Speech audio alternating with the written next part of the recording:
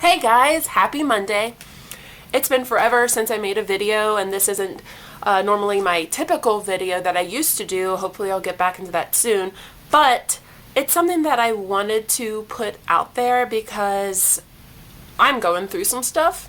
Not bad stuff, just life shit, growing up shit, next stage of life shit, and I'm finding myself stuck and torn as to what to do.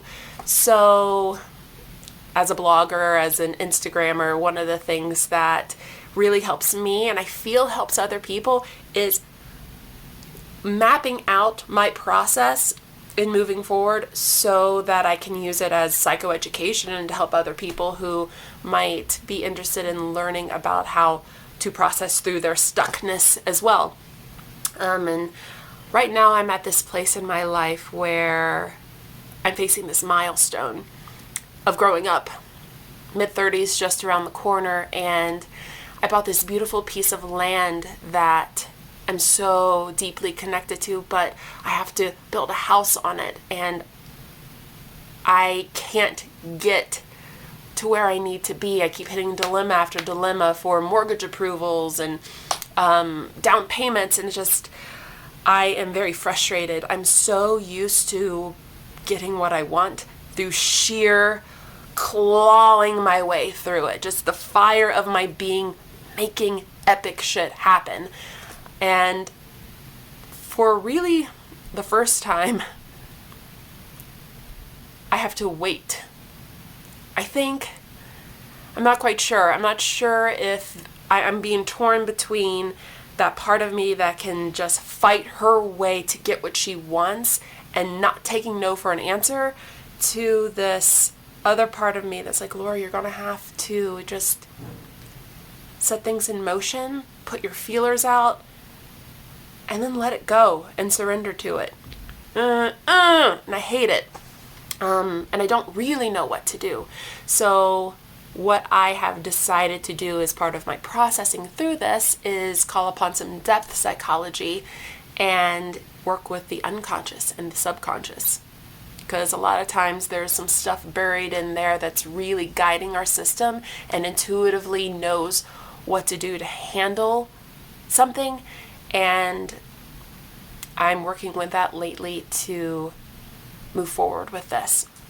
And part of that process is working with archetypes. And if you all are not familiar with archetypes, it is founded in some of Carl Jung's work, and some of his life work is around studying these archetypes, these very unconscious, subconscious aspects of ourselves that are found across all cultures that guide and internally calibrate how we approach the world.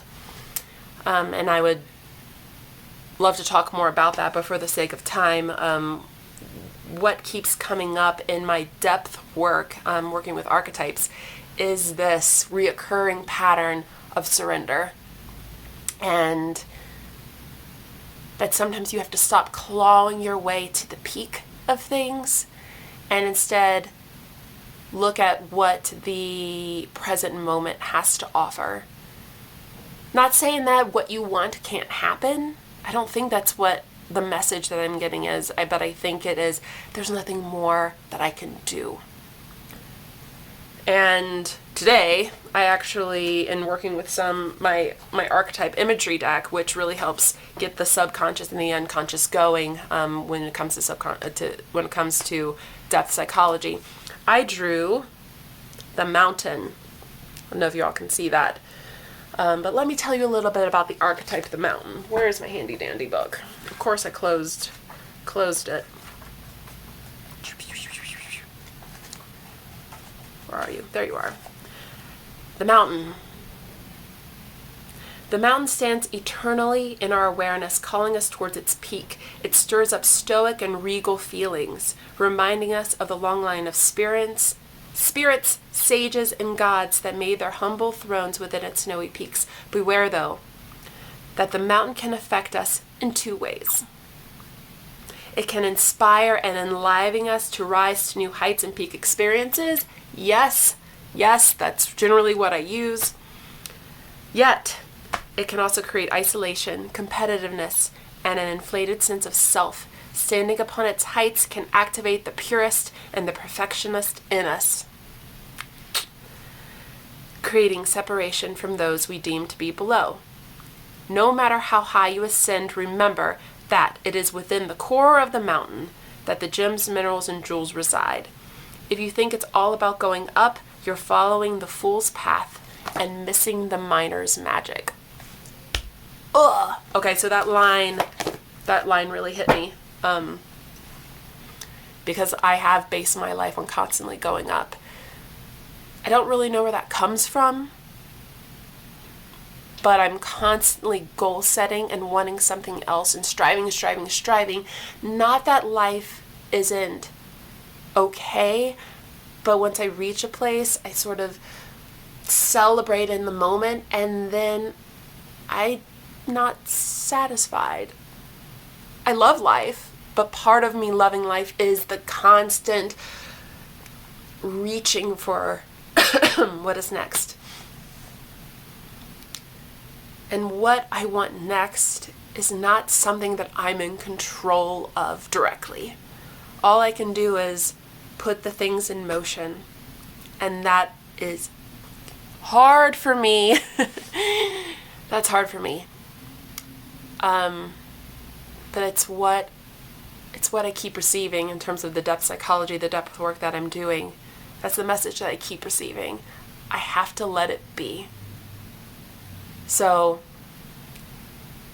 when working with your mountain, are there things that you have to go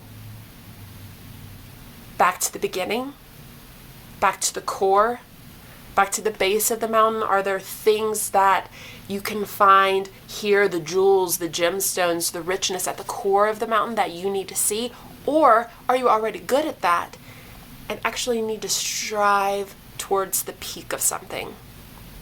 What do you normally do? What are you predispositioned to do? Versus what's actually needed for the current situation. So reflect on that a little bit. I know I am. And yeah, maybe I'll make some more videos. This is fun. All right. Mwah. Take care.